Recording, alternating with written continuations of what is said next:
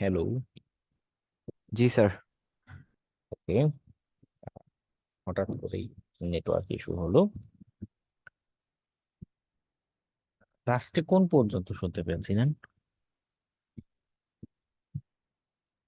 আর ওই এক্সএসএস নিয়ে বললেন না, তিনটা উদাহরণ দিলেন। না মানে হচ্ছে এটা লোডিং হইতে হইতে কি একটা বলতে চাইছিলেন? আচ্ছা, না, স্ক্রিপ্ট নিয়ে বলছেন যে এক্সেসেস অটোমেটিক ভাবে খুঁজে বের করার জন্য আমাদের কি বলে টুলস আছে। হ্যাঁ, এক্সেসএস আর এক্সেসএস হান্টার এরকম বেশ কিছু টুলস অলরেডি অ্যাভেলেবল আছে। তো আমি ওই অংশটাতে যাচ্ছি না, কারণ অলরেডি আমরা টুলস মানে যেহেতু অনেকগুলো ক্লাস করেছি, জানি যে কিভাবে টুলস ডাউনলোড করে রান করতে হয়। ওদের গিটহাবে ইনস্ট্রাকশন দেয়া থাকে যে এই অপশন দিলে এটা করবে, সিম্পল হিসাব। ওকে, তো ওইটা আমি যাচ্ছি না। কিন্তু জেনে রাখবেন যে অটোমেটিক টুলসও আছে, চাইলে সেটাও ইউটিলাইজ করা যায়। আর আমরা এখানে মূলত ম্যানুয়ালি কিভাবে এক্সেসেস রিলেটেড জিনিস দেখতে হয় বা কাজ করতে হয় সেটা নিয়ে দেখবো। ওকে,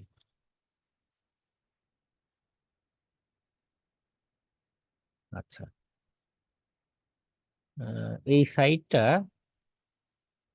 আমাদের এক্সেসেস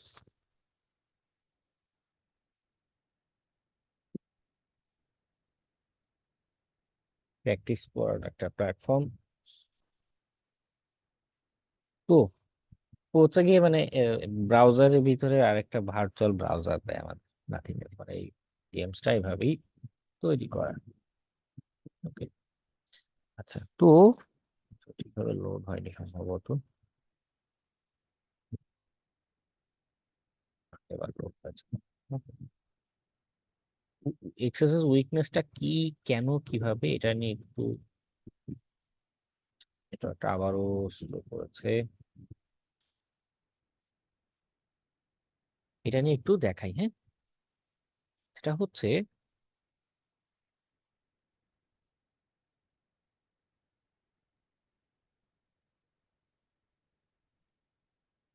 বারবার অবজেক্ট অবজেক্টে চলে যাচ্ছে কেন, এন্টার কুয়েরি হিয়ার, মানে কি দেখি, x Y Z search.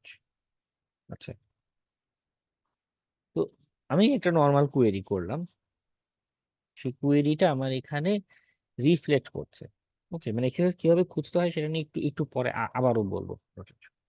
কুয়েরিটা reflect করছে, তো এই জায়গায় কুয়েরি রিফ্লেক্ট না করে আমি আমি বলে দিলাম যে তুমি স্ক্রিপ্ট রান করো, একটা স্ক্রিপ্ট অ্যালার্ট ওয়ান।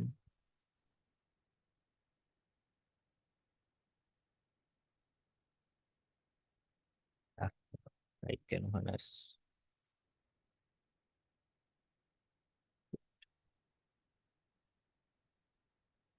ওকে, গোতে যদি ক্লিক করি, আমার একটা পপ আপ বক্স আসলো। কেন আসলো পপ আপ বক্সটা এসেছে? আমি এখানে জাভা স্ক্রিপ্টের একটা ফাংশন সাকসেসফুলি রান করতে পেরেছি। হুম, সিম্পল হিসাব, জাভা স্ক্রিপ্টের একটা ফাংশন যদি রান করতে পারি, তার মানে কি আমি এখানে জাভা স্ক্রিপ্টের অন্যান্য আরো ফাংশন রান করতে পারবো। তাই না? লজিক এটাই বলে যে আমি যদি একটা দরজা দিয়ে যদি আমি আমার মতো মোটা মানুষ যদি প্রবেশ করতে পারি, তাহলে তো শুকনা চিকন আরো যারা মানুষ আছে এরাও প্রবেশ করতে পারবে কম বেশি সবাই, তাই না? তো আমরা নিজেরা যখন প্রোগ্রামিং দেখে এসেছি, আমরা কিছু হলেও সেই বেসিক ক্লাসগুলোতে আইডিয়া পেয়েছি যে প্রোগ্রামিং এর মাধ্যমে, লজিকের মাধ্যমে আমরা বিভিন্ন ম্যালিশিয়াস বস্তু, শক্তিশালী স্ক্রিপ্ট তৈরি করতে পারি। হুম,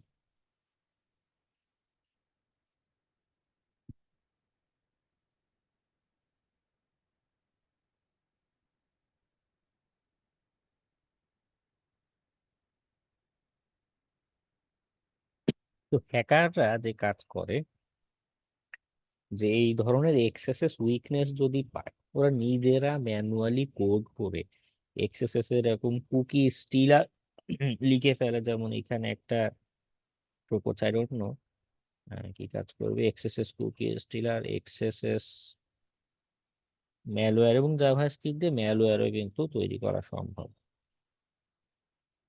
আমি কিছু এক্সাম্পল সার্চ করি এখানে। গুগল সম্ভবত আমাদের এগুলো কি বলে সেন্সর করে দিচ্ছে, ডাক ডাক বলতে যাই।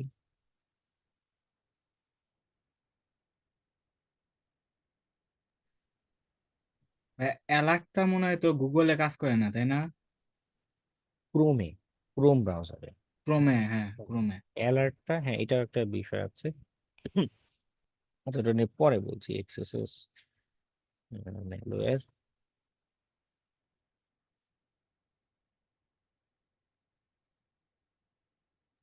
ভাইয়া ডাক ডাক গো কি হ্যাকিং এর জন্য ভালো সার্চ ইঞ্জিন নাকি?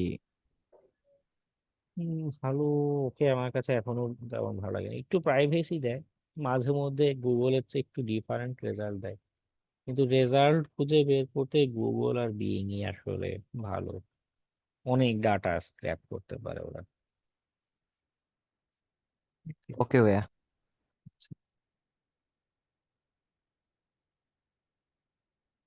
তো যাই হোক, যেটা বোঝাতে চাচ্ছি অনলাইনে এরকম কিছু একটু খুঁজলে আপনারাও পাবেন যে এরকম কুকি স্টিলার হতে পারে অথবা ম্যালওয়্যার জাতীয় এই ধরনের স্ক্রিপ্ট আমাদের অনলাইনে অ্যাভেলেবল আছে, বা চাইলে নিজেরা লেখা যায়। তো হ্যাকাররা যে কাজটা করে, আমরা তো এখানে ডেমনস্ট্রেশন পারপাসে প্রমাণের স্বার্থে আমরা অ্যালার্ট ওয়ান রান করছি। মানে এই না যে সবসময় অ্যালার্ট ওয়ান দিতে হবে, বা হ্যাকাররা অ্যালার্ট করবে না, সে হয়তো অ্যালার্টে কোনো ফাংশনই রান করেনি। হুম, সে হয়তো ডকুমেন্ট ডট কুকি এই ফাংশনটা রান করেছে। হুম, এটা কেমন জিনিস, এটা এটা একটা সাইটে গিয়ে দেখাই। সাপোজ এই শিখন ডট কম সাইটটাতে যদি যাই, কন্টিনিউ টু দিস ওয়েবসাইট, যে কোনো নর্মাল একটা সাইটে যদি আমরা আসি, এই সাইটে যদি লগ ইন করি, আমাদের একটা কি হবে, কুকি জেনারেট হয়ে থাকে। এটা খুঁজে পাবো কোথায়? আমরা যদি ইন্সপেক্টে যাই, রাইট বাটন ক্লিক করে ইন্সপেক্টে যাই, এখানে আমার এই ডিসপ্লেতে হয়তো ফন্ট গুলো খুব ছোট দেখতে পাবেন। হ্যাঁ, এখানে আসলে কিছু বলার নেই, মানে এটা জুম করা যায় না, জুম করলে আসলে বড় কি হয়। আচ্ছা কিছুটা বড় হয়েছে, ওকে ভালো হলো। যাই হোক, কিছুটা দেখতে পাচ্ছেন আমার একটা কনসোল আছে। এই কনসোলে যদি আমি টপু, দেখুন ওর বিল্ট ইন জাভাস্ক্রিপ্টের কিছু ফাংশন আছে। ডকুমেন্ট ডট যদি দেই, ডকুমেন্টে আমি কি কি ফাংশন এখানে পেতে পাই। তো আমি কুকি ফাংশনটা যদি ব্যবহার করি, হ্যাঁ ক্লিক করে আমি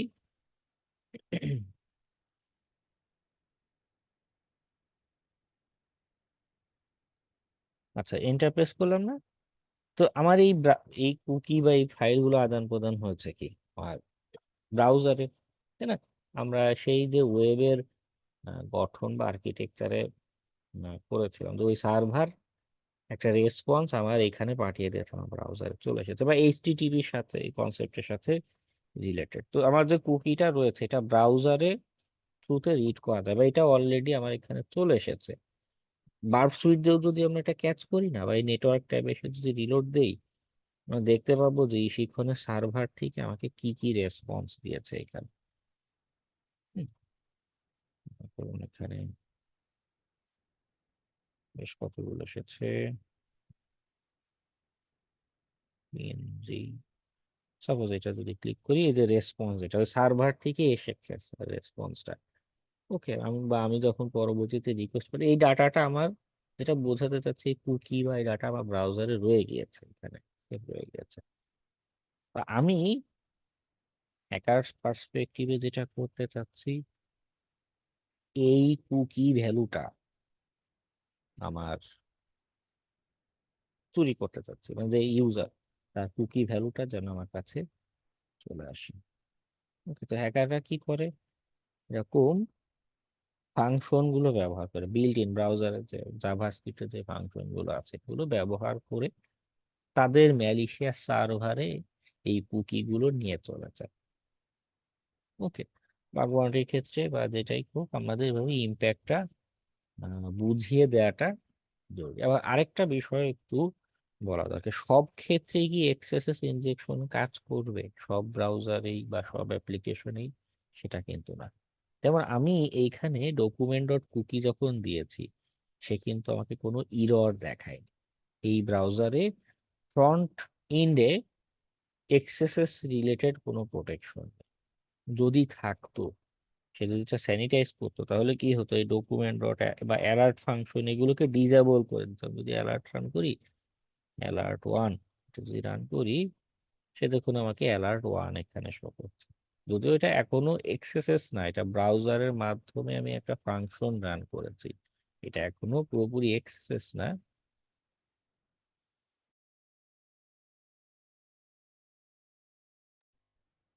ভালো রিসোর্স দিয়েছে, এগুলো গ্রুপে দিয়ে, কেমন, না হলে এখানে দিলে যেটা হয় ক্লাস শেষে হারিয়ে যাবে।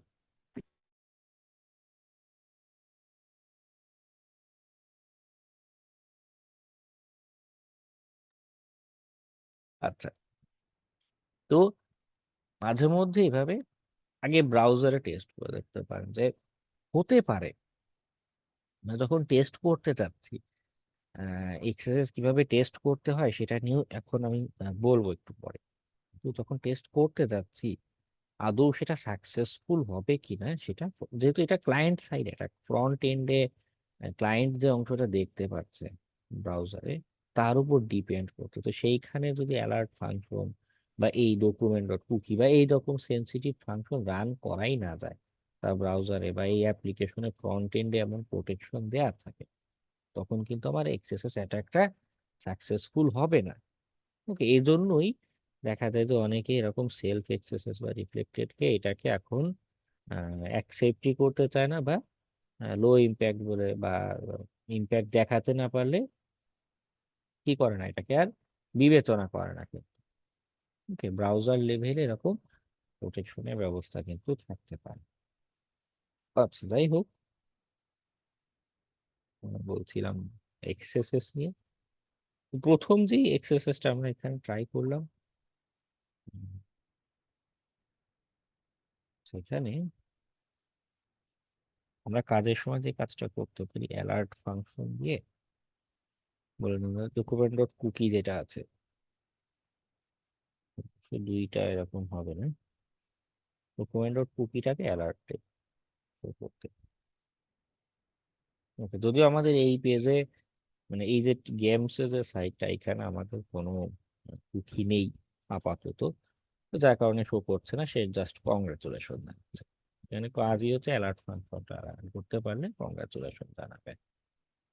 এই যে এক্সেসেসটা, এটা সেলফ এক্সেসেস বা রিফ্লেক্টেড এক্সেসেস এর উদাহরণ। কেন? কারণ এটা রিফ্লেক্ট করছে, আমি যাই দিচ্ছি সেটা রিফ্লেক্ট করছে। আমরা এক্সেসেস কিভাবে খুঁজবো সেটা নিয়ে একটু এই ল্যাবটা নিয়ে আরেকবার উদাহরণ দিই। তো খেয়াল করেছেন, প্রথমবার আমি যখন ট্রাই করছিলাম, আমি কিছু একটা কোয়েরি দিচ্ছিলাম, তাই না? আমি মনে করুন এখানে লিখে দিলাম ব্যাটম্যান। ওকে, আমরা যখন এক্সেসেস খুঁজতে যাব, তখন একদম শুরুতে কি খুঁজবো বলুন তো? সবচেয়ে বেশি ইম্পর্টেন্ট পয়েন্ট, বা শুধু এক্সেসেস না, যে কোনো উইকনেস খুঁজতে গেলে আমার প্রধান ফোকাস থাকবে কাকে খুঁজে বের করা। প্রথম এবং প্রধান ফোকাস থাকবে যে আমি এজ এ ইউজার তথ্য দিতে পারছি কোথায়। আমরা এই যে অ্যাপ্লিকেশনটা, এখানে তথ্য দিতে পারছি এই কোয়েরির জায়গাটাতে, তাই এইখানে তথ্য দিতে পারছি এই বক্সের জায়গাটাতে, যেইখানে আমি তথ্য দিতে পারছি। সবসময় প্যারামিটার, হ্যাঁ প্যারামিটারটা বেস্ট। তো এক্সেসেস এর ক্ষেত্রে হচ্ছে প্যারামিটার, অন্যান্য উইকনেস এর ক্ষেত্রে দেখা গেল কোথাও কোনো ভ্যালু পাস হচ্ছে, আমরা আরো কিছু এক্সাম্পল দেখবো পরে ক্লাসগুলোতে, কোথাও কোনো ভ্যালু পাস হচ্ছে বা কিছু একটা যাচ্ছে, সেইখানে যেইখানে আমি তথ্য দিতে পারি, কোনো ইনপুট দিতে পারি, সেই জায়গাটাই এর জন্য ভালনারেবল হতে পারে। আমাদের জন্য না, মানে ওই অ্যাপ্লিকেশনের জন্য। Okay? কারণ কি হচ্ছে, এইখানে তথ্য দিতে পারছি মানে আমি এই জায়গাটা ম্যানিপুলেট করতে পারছি। আমি এই জায়গায় এবিসিডি লিখে দিলাম, তার মানে এবিসিডি, তার মানে এই জায়গাটা আমি ম্যানিপুলেট করতে পারছি, তাই না? এখানে আমাকে বলছে একটা এবিসিডি কিছু সার্চ করতে, এখন এবিসিডির বদলে আমি অন্য যাই দিই, সেটা আমার ব্যাপার, তাই না? আমার উপরে depend করে। অনেক অ্যাপ্লিকেশনে কি করে, এই জায়গায় সার্চের এই জায়গাগুলোতেও দেখা যাচ্ছে প্রি ডিফাইন্ড কোনো নাম বা কিছু শো করে, যাতে মানে মানুষের হাতে পুরোপুরি ছেড়ে দেওয়া যাবে না। কারণ ছেড়ে দিলেই তো বিপদ, তাই না? ছেড়ে দিলেই আমি এবিসিডির বদলে অন্য ম্যালিশিয়াস স্ক্রিপ্ট বা কিছু লিখে দেখা গেল এক্সিকিউট করে ফেলছে। ওকে, এই ইউআরএলটা আমি পুরোটা ধরে যাকেই সেন্ড করব, সে কি করছে, এখানে এবিসিডিটা দেখতে পাচ্ছে। ওকে, তো এই সিনারিওতে কি হচ্ছে, আমি যে ডাটাটা দিলাম সেটা আমার অ্যাপ্লিকেশনের কোথাও রিফ্লেক্ট করছে। ওকে, তো আমি যা দিয়েছি সেটাই রিফ্লেক্ট করেছে। এক্সএসএস টেস্টের সময় কিভাবে অ্যাপ্রোচ করতে পারি? টেস্টের সময় অ্যাপ্রোচটা এইভাবে করতে পারি যে আমার অ্যাট ফার্স্ট এন্ট্রি পয়েন্ট তো খুঁজে পেলাম, যে আমি কোথাও এন্ট্রি দিতে পারছি। দেওয়ার পরে আমি যেটা ট্রাই করব, মানে আগেই আমরা ম্যালিশিয়াস কিছু দিতে যাব না, এক্সিকিউট করতে যাব না। ওকে, আগে দেখবো যে আমি ভালো মানুষ, অ্যাজ এ নর্মাল পার্সন আমি একটা কিছু এন্ট্রি দিলে কি হয়, ওকে, কি কাজ করে।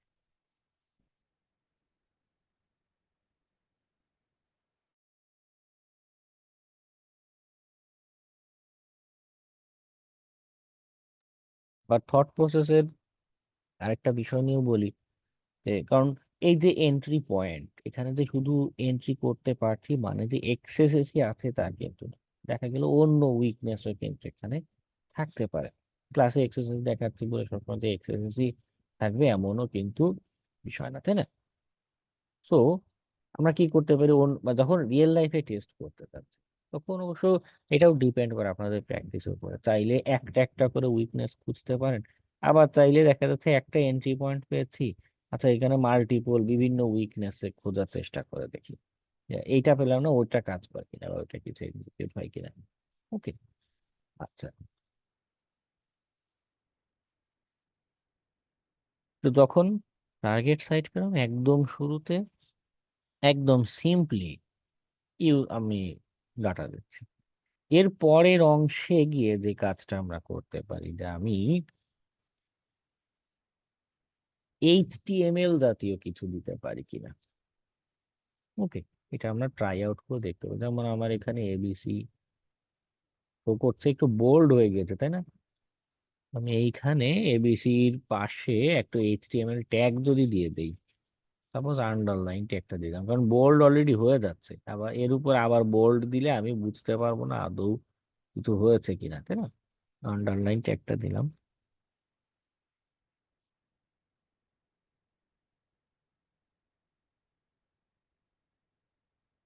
খেয়াল করুন আমার যে আউটপুটটা এবার এসেছে না, তার নিচে আন্ডারলাইন হয়ে এসেছে। অর্থাৎ আমি এখানে এইচটিএমএল যুক্ত করতে পারছি। এইচটিএমএল যখন আমি জয়েন্ট করতে পারছি, তার মানে দাঁড়ালো এখানে এবার খুব সম্ভবত আমি চাইলে এক্সএসএস এর পেলোড গুলো কি এই এইচটিএমএল এবং জাভাস্ক্রিপ্টের কম্বিনেশন কিন্তু। ওকে, তো যখন আমি এখানে এইচটিএমএল দিতে পারছি, এবার এক্সএসএস এর পেলোড ব্যবহার করতে পারি। এই যে পেলোড ব্যবহার করবো, সবসময় কি স্ক্রিপ্ট লিখলেই হবে?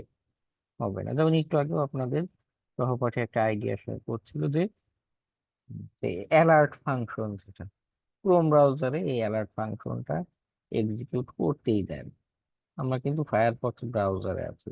এই অ্যাটাকের কিছু অ্যাটাক, বিশেষ করে ক্লায়েন্ট সাইড অ্যাটাক যেগুলো, তাদের ক্ষেত্রে কোন ব্রাউজারের কত ভার্সন নাম্বার ব্যবহার করছে এইটাও ডিপেন্ড করে। দেখা গেল আমি ভার্সন 17 রান করে টেস্ট করছি, হতে পারে ভার্সন 18 বা ভার্সন 19-এ ওই উইকনেসটা কাজ করে না, ওই ক্লায়েন্ট সাইড অ্যাটাক দেয়া যায় না, এমন হতে পারে, বিশেষ করে এক্সেসেস এর ক্ষেত্রে। এজন্য এটাও উল্লেখ করা বা কি বলে বিবেচনায় রাখাটা জরুরি।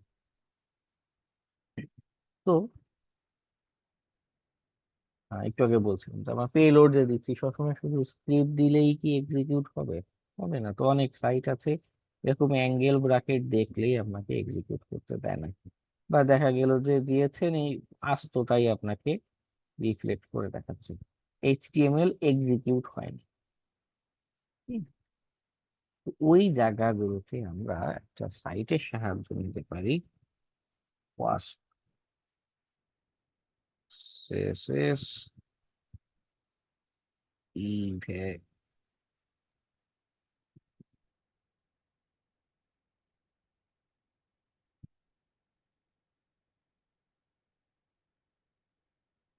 ফিল্টার ইভেশন চিটশিট, এটার সাহায্য নিতে পারি। এখানে গেলে যেটা হবে অনেক আইডিয়া পাবেন যে আমরা শুধু অ্যালার্ট না লিখে জিনিসটাকে কত ভাবে, সবগুলোই ভ্যারি, কত ভাবে লেখা যেতে পারে। যেমন আমরা যে অ্যালার্ট স্ক্রিপ্ট দিচ্ছিলাম না, দেখা গেলো স্ক্রিপ্ট শব্দটাকে তারা ক্লোজ করে দেয়, ব্যবহার সেই শব্দটাকেই রান করতে দেয় না। তখন ওই জায়গাটাতে আমরা এইভাবে অন মাউস ওভার, এটা একটা কিসের ছিল মানে লিঙ্ক তৈরি করার, তো ওই ট্যাগটাকে আমি ভিন্নভাবে ইউটিলাইজ করছি। এই ডান দিকে দেখুন বিশাল বড় একটা লিস্ট আছে, তো চাইলে এখান থেকে এরকম দেখুন এটা কি করছে, বডি ট্যাগ ব্যবহার করছে। বডি ব্যাকগ্রাউন্ড, ব্যাকগ্রাউন্ডে নর্মালি কি হয় আমরা কালার বা এই জাতীয় তথ্য দেই না, তো ও কি করছে এখানে কালারের তথ্য না দিয়ে এর ভিতরে জাভাস্ক্রিপ্ট ফাংশন কল করে বলছে অ্যালার্ট করো। তো এই চিট শিটের সাহায্য নিতে পারে। এখানে এরকম বিশাল বিশাল আইডিয়ার কালেকশন আছে, এগুলো আমার একটাতে কাজ হচ্ছে না, আমি অন্য ইমেজ সোর্স দিয়ে ট্রাই করি। ফর এক্সাম্পল আমার সাইট, এই যে সাইটটা, এখানে ইমেজ সোর্স এটা দেবে, আমি অ্যালার্ট এক্সেসেস না করে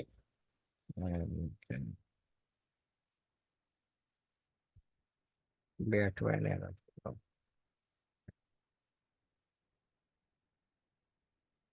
তবে আমাদের এইটা কিন্তু এখানে এক্সিকিউট হয়নি, খেয়াল করেছেন? এটাও আসলে ডিপেন্ড করে অনেক সময় যে কোড লেখা হয়েছে তার উপরে ডিপেন্ড করে। আমাদের এই যে টেস্টিং এর সাইট, ওর নিচে এই কোড জিনিসটা দেয়া আছে পুরোটা, ওকে, কোথায় কোনটা দিলে কি আসছে, এই কোডের দুর্বলতার যে জায়গাটা খেয়াল করুন, এখানে কোশ্চেন মার্কে কি করছে, আচ্ছা না, এই যে এইখানে দুর্বলতা message, sorry no results are found for B tag দিয়ে কুয়েরিটা সরাসরি এখানে বসিয়ে দিচ্ছে। কোয়েরিটা কি করছিল আগে, ক্যাচ করছিল, এমটি কোয়েরি মানে ডাইরেক্ট ক্যাচ করে ফেলছে, সে কিন্তু এখানে কোনো ফিল্টার করছে না, চেক করছে না যে এই যে কোয়েরিটা যে আসছে, তা মানুষ যে কোয়েরি পাঠাচ্ছে সেখানে কোনো অ্যাঙ্গেল ব্র্যাকেট আদৌ কিছু আছে কি নেই। তো আমি এখানে যাই লিখছি, এই লাইনটা খেয়াল করুন, সেটা এখানে এখানে বসে যাচ্ছে, বিষয়টা অনেকটা এরকম। কপি করে নিয়ে আসি নোটপ্যাডে,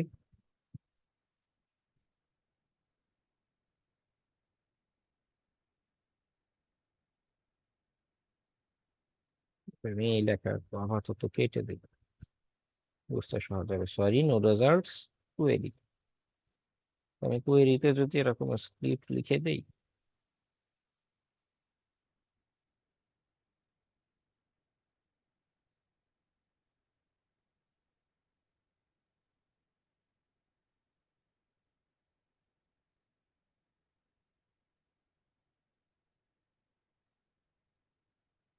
তো এইটা এইখানে এসে যখন বসছে তখন আলটিমেটলি আমার সেন্টেন্সটা কি দাঁড়াচ্ছে, স্ট্রিং কনক্যাট হবে, হ্যাঁ পাইথনে লেখা তো, এর মাঝখানে যা থাকবে সেটা এই আগের অংশ আর এই পরের অংশের সাথে যুক্ত হয়ে যাবে, তো এই অংশটা এখানে রিপ্লেস হয়ে এইভাবে হয়ে যাচ্ছে। তখন আলটিমেটলি কি দাঁড়াচ্ছে, তখন তো কোনো ইনভ্যালিড কিছুকে আমি লিখেছি, আমি তো ইনভ্যালিড কিছু লিখিনি, তাই না? আমরা ব্রেক ট্যাগের মাঝখানে এরকম ট্যাগ দিতেই পারি, তাই না? আমরা এরকম এইচটিএমএল এ দেখে এসেছি কিন্তু।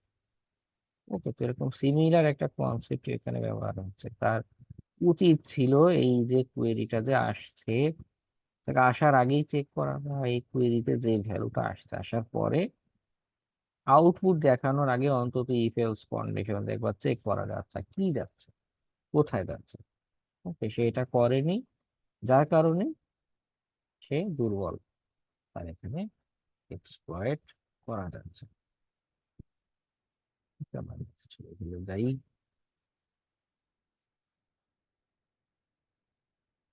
এইখানে আমার ইনপুটের জায়গা কোথায়? এইখানে ইনপুটের জায়গা হচ্ছে শেয়ার স্ট্যাটাস। ওকে, শেয়ার স্ট্যাটাসের জায়গা যখনই পাচ্ছি,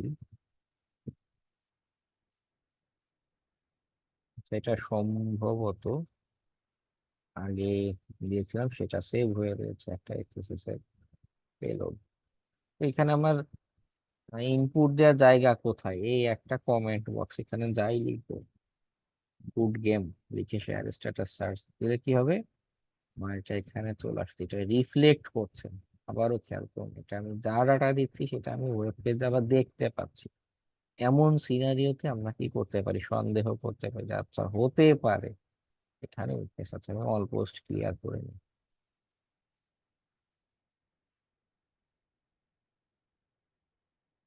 বাদ দিলাম নর্মালি গুড গেম হচ্ছে, সেটা আমার এখানে রিফ্লেক্ট করছে, আমি দেখতে পাচ্ছি। এবং স্টোরড এক্সেসটাকে ভয়ানক বলা হয় এই জন্য যে, বা অনেকে স্টোরড এক্সেস দেখে অনেক অ্যামাউন্টের বাউন্টি দেয়, তার বিগ রিজনটাই হচ্ছে এই ডাটাটা দিচ্ছি না, এটা এইটা সার্ভারে সেভ হচ্ছে, সার্ভারে বা ডাটাবেজে এই যে কমেন্টটা লিখেছি না এটা কিন্তু সেভ হয়ে থাকে।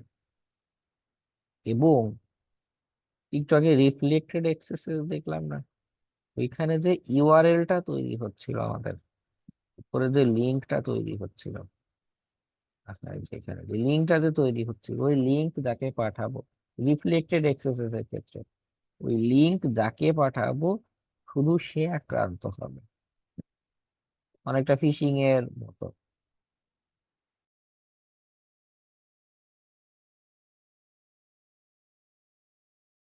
আর স্টোরড এক্সেসেস এর ক্ষেত্রে আমাকে কাউকে আলাদা করে লিঙ্ক ক্রাফট করে পাঠানোর কোনো দরকার নেই, এখানে অলরেডি আমার দেয়া পেলোড সেভ হয়ে আছে, বা চাইলে আমরা সেভ করতে পারি। এই পেজ যতজন ভিজিট করবে, ঠিক আছে, এই সাইটের ইউআরএল যতজন ভিজিট করবে সবাই আমার এই এক্সেসেস এ আক্রান্ত হয়ে যাবে, এই পেলোডে। ওকে, কোনো মাছ বিচার ছাড়াই, বা চাইলে এখানেও ওই ফিশিং এর মতো কাজ করা যায়, আমার অলরেডি যে এক্সিস্টিং ইউআরএল এইটা আমি টার্গেটকে পাঠালাম। ওকে, যেটাই হোক, আমার পেলোড যেটা সেটা সার্ভারে ফ্রন্ট এন্ডে সেভ হয়ে রয়েছে, যতজন সাইটে ভিজিট করবে ততজন তার উপরে এই জিনিসটা এক্সিকিউট হবে, তারা আক্রান্ত হতে থাকে। ওকে, কন্টিনিউয়াস এই প্রসেসের কারণে এটাকে খুব জটিল উইকনেস হিসেবে বিবেচনা করে, ইম্প্যাক্টফুল হিসেবে বিবেচনা করে মূলত। জটিল শব্দটা সঠিক প্রতিশব্দ নয়। তবে কি করলাম, ইমেজ সোর্সের পেলোডটা এখানে ব্যবহার করি। তবে একদম অন্ধের মতো এরকম পেলোড জাস্ট ট্রাই করে যাবেন, বা আপনার হ্যাকিং এর যে অটোমেটিক টুলস এর কথাগুলো বললাম, তারাও যখন আমরা স্ক্যান করে আউটপুট আনবে দেখা যাবে সেখানেও বেশ কিছু পেলোড বা এগুলোর তথ্য কিন্তু দেয়। তার মানে এই না যে অন্ধের মতো সেগুলো ট্রাই করে, তবে একটু ভিতরে পড়ে বোঝার চেষ্টা করবেন। কেন? কারণ এতে করে কি হবে, যে এই পেলোড গুলো যারা তৈরি করেছে তারাও তো মানুষ, তারা কিভাবে চিন্তা করেছে। এবং খেয়াল করুন এই টেকনিক গুলো ইন্টারেস্টিং, যেমন এখানে কি করছে, ইমেজ ট্যাগ যেটা তাকে অপব্যবহার করছে। আবার ইমেজ ট্যাগে আমরা নর্মালি কি হয়, এসআরএস সোর্সটা ব্যবহার করছি, তাই না? সোর্স লিখে যে ইউআরএল দিব বা যে ফাইলের নাম দিব সেটা আমার ছবি আকারে শো করবে এই পেলোডে। কিন্তু ও লো এসআরএস নামের আরেকটা কিছু ব্যবহার করছে, হয়তো এসআরসি যেটা সোর্স, সেটা হয়তো কোনো কারণে ডিটেক্ট হয়ে যায় বা হতে পারে, সেটাকে পাল্টেছে। ইমেজ সোর্সের জায়গায় জাভাস্ক্রিপ্টে অ্যালার্ট ফাংশনটা কল করে দিয়েছে। স্ট্যাটাস শেয়ার দিই, যদিও কিছু শো করছে না কারণ আমাদের ইমেজ একটাই ওখানে নেই। আমরা কিছু ট্রাই করতে পারি।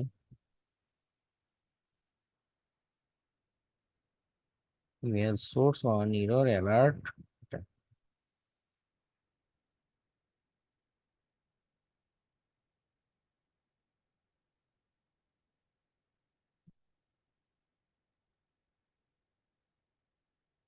এখানে কি করছে, অন এরর প্রথমে ইমেজ সোর্সের কথা বলছে, ভ্যালিড এইচটিএমএল, সোর্সের জায়গায় বলে দিচ্ছে ইনভ্যালিড একটা সোর্স, তাই না?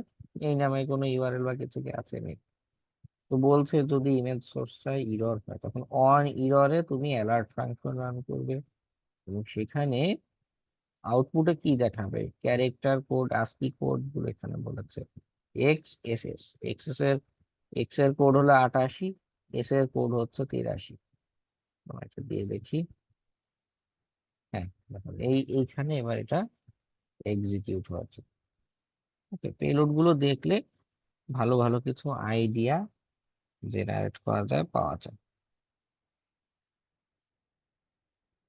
ওকে, এবার আমরা একটু রিপোর্ট সেকশনে যাই, যে এক্সএসএস এর এক দুইটা রিপোর্ট আমরা একটু পড়ে দেখি সেখানে তারা কি পেয়েছিল, কিভাবে পেয়েছিল, এই রিপোর্ট গুলো আপনারা একটু পড়বেন। হ্যাঁ, হ্যাকার ওয়ানের যে আমি যেটা পেজটাতে এসেছি, হ্যাকটিভিটি পেজ পরে ব্যাকে যাই।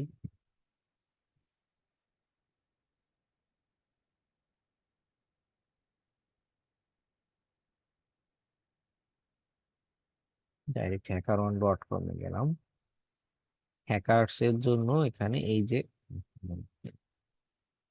হ্যাকার,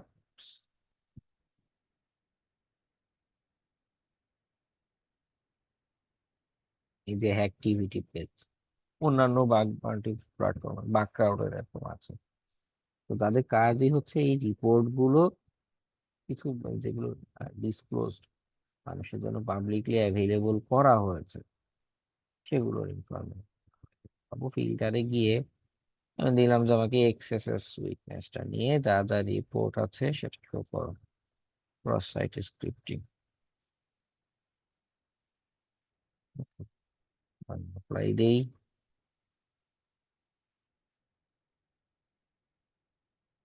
তো এখানে একটা দেখাচ্ছে মজিলা ব্রাউজারের একটা পেজ, আমি যদি রিপোর্টটা পড়িনি, তো দেখি কি অবস্থা। আইপি ব্লক ছিল, এটার সিভিয়ারিটি ধরেছে লো, কিন্তু সিভিয়ারিটি কোনো বাউন্টি পাইনি খুব সম্ভবত। আচ্ছা, এই এইচটিএমএল ইনজেকশন পেয়েছে, সরাসরি এক্সএসএস ইনজেকশনও না। ঠিক আছে, এক্সএসএস এর ক্ষেত্রে কি জাভাস্ক্রিপ্ট বা এগুলো এক্সিকিউট হওয়া লাগে কিন্তু। আর আমরা যখন এক্সএসএস দেওয়ার আগে যে যেটা করলাম না, এইচটিএমএল কোড দিলাম, যদি এইচটিএমএল কোড এক্সিকিউট হয় তখন সেটাকে এইচটিএমএল ইনজেকশন বলে ডাকা হচ্ছে। ওকে, তো সে কি করেছে,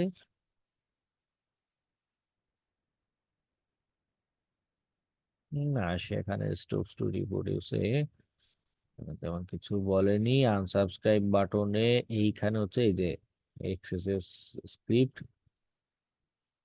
এই যে এটা আনসাবস্ক্রাইব বাটন, সেইখানে এটা আবার এনকোড করেছে 2527, যেটা %2527 যেটা দেখতে পাচ্ছেন, এটা হচ্ছে যে আমরা যে তথ্যগুলো একটু আগে লিখছিলাম না, স্ক্রিপ্ট অ্যালার্ট বা এগুলো মাঝে এনকোড করে দিলে অনেক সময় কি হয়, ফায়ারওয়াল বা যারা আছে তারা বোকা হয়ে যায়, তারা এটাকে ব্লক দেয় না বা এক্সিকিউট করে দেয়। কিন্তু ওদিকে যে যে কি বলে অপারেটিং সিস্টেম আছে, সরি ব্রাউজার যে আছে, সেগুলো আবার ঠিকই ইন্টারপ্রেট করতে পারে। সে ইন্টারপ্রেট করে দেখছে যে তাকে একটা কাজ করতে বলা হয়েছে অ্যালার্ট এক্সেসেস, সেটাকে অ্যালার্ট করে দেয়। এখানে সে সরাসরি পেলোড সহ দিয়ে দিয়েছে, ইম্প্যাক্ট একটু বুঝিয়েছে।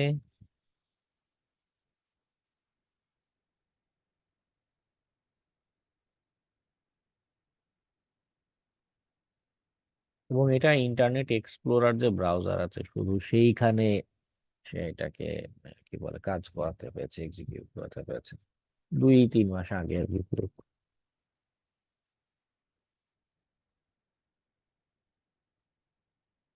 ওকে, আর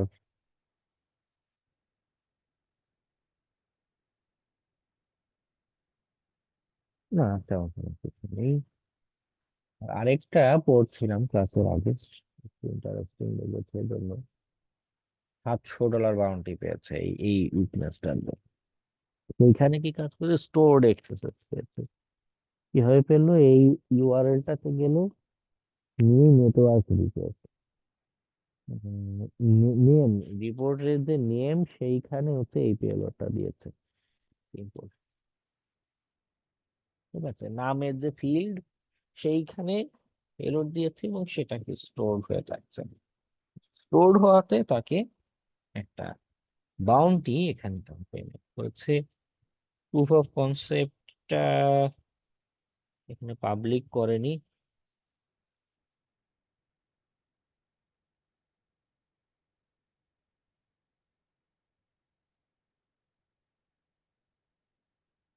আর তাদের কথোপকথন যেগুলো হয়েছে সেগুলো এখানে দেয়া।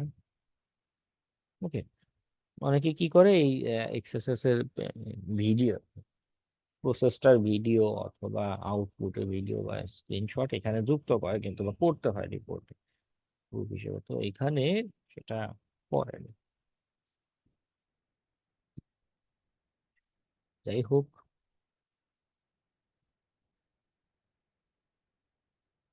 এক্সএস ট্রাই এর জন্য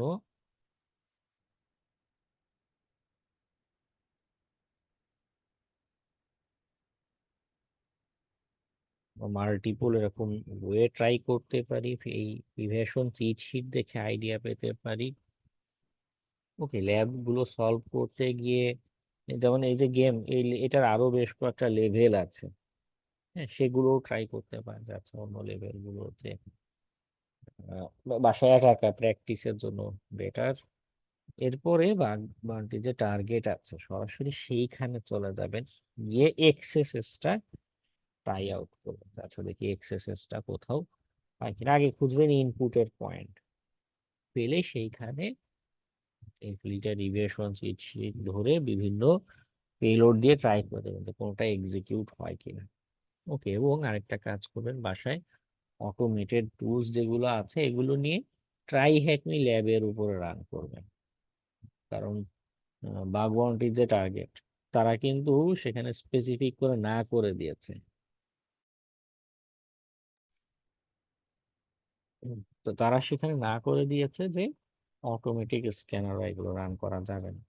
অধিকাংশই কিন্তু এটা বলে দেয় তাদের ক্ষেত্রে, এরকম অটোমেটেড স্ক্যানার টুলস রান করা যাবে না অ্যাকর্ডিং টু দেয়ার পলিসি। তো তার দরকার নেই, তার ট্রাই হ্যাক নিতে আমাদের যে রুম গুলো আছে সেইখানে গিয়ে আমরা টুলস গুলো এক্সিকিউট করে দেখতে পারি কিন্তু। ওকে, ল্যাব সলভ করুন, এই জায়গাগুলো থেকে আইডিয়া নেন, অন্য অন্যদের লেখা হ্যাকারন বা বাগ বাউন্টি রিপোর্ট গুলো পড়ুন, তারা কি টেকনিকে এই জিনিসগুলো খুঁজে পেয়েছিল বা বাইপাসটা করেছিল কিভাবে। হ্যাঁ, অনেক সময় এই এই আইডিয়া গুলো কাজে লাগে। বাইপাসের আইডিয়া, পেলোড জেনারেশন, তার প্রসিডিউরটা কি ছিল, রিপোর্ট থেকে পাবেন, প্লাস ল্যাবে হ্যান্ডস অন প্র্যাকটিস করতে পারবেন। ঠিক আছে,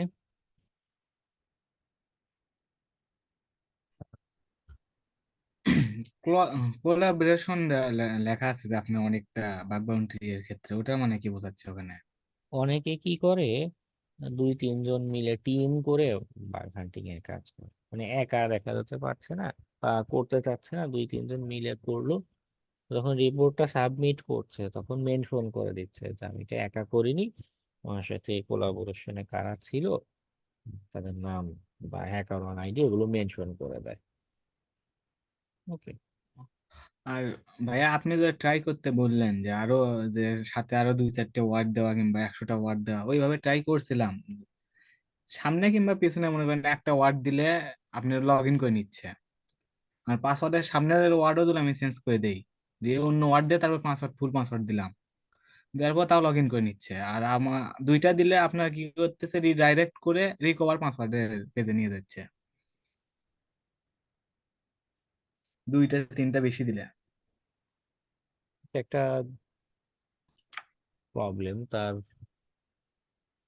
যে এখনো ইম্প্যাক্টফুল আপনি ভুল পাসওয়ার্ড দিয়ে দেখুন তো, ভুল পাসওয়ার্ড কিন্তু সামনে পিছনে ক্যারেক্টার দিয়ে রিডাইরেক্ট করে কি বলে আহ, দেখতে গেলে তো আমি ভুল পাসওয়ার্ডে দিচ্ছি, আপনার সামনে যে কোনো ক্যারেক্টার অ্যাড করা যাচ্ছে, কিংবা লাস্টে আবার যে কোনো ক্যারেক্টার অ্যাড করা যাচ্ছে। কিন্তু হুম হুম। সমস্যা হলো আপনার অরিজিনাল পাসওয়ার্ডটা থাকা লাগতেছে। তো ওইটাকে ওই যদি একটু বাইপাস করা যেত বা ওইটা বাদ দিয়ে যদি কিছু করা যেত, তখন কিন্তু এটা হিউজ একটা ইম্প্যাক্টের বিষয়। ওইভাবে ট্রাই করলাম, এখন পর্যন্ত ওইভাবে কিছু পাইনি। আপনার এইটুকুই আরো পাইলাম যে কিছু সামনে কিংবা পিছনে আপনার যে কোনো ওয়ার্ডে অ্যাড করা যাচ্ছে, তাও ওটা আপনি ভ্যালিড নিচ্ছে। আপনি এই রিলেটেড কয়েকটা টার্মিনোলজি গুগলে সার্চ করে দেখুন, আরো অন্যদের লেখা কোনো বাগ বাউন্ডারি রিপোর্ট বা কোনো ব্লগ পোস্ট এরকম কিছু পান কিনা।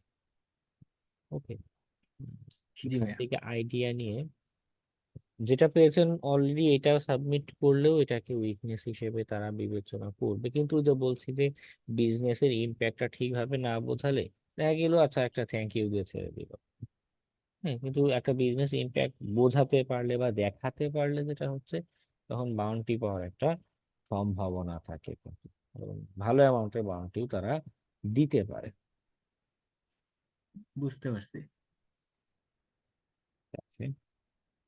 এবং সবাই একটু ল্যাব সলভ গুলোতে ফোকাস দেন। আমি হয়তো সেইভাবে আহ, কি বলে ক্লাসে অ্যাসাইনমেন্ট ওভাবে দিতে পারছি না বা চেক করার সুযোগ পাচ্ছি না, কিন্তু নিজ দায়িত্বে একটু এই প্র্যাকটিস গুলো আপনারা করা শুরু করুন। যেমন যেমন এখন যদি আপনার কাছে খুব বেশি আহ, এলোমেলো লাগে, অন্যান্য উইকনেস ধরার দরকার নেই, ক্লাসে আজকে এক্সারসাইজ করিয়েছি তো, শুধু এই এক্সারসাইজ নিয়ে আপনি আরো কিছু স্টাডি করুন, আরো কিছু প্র্যাকটিস করুন। কেমন?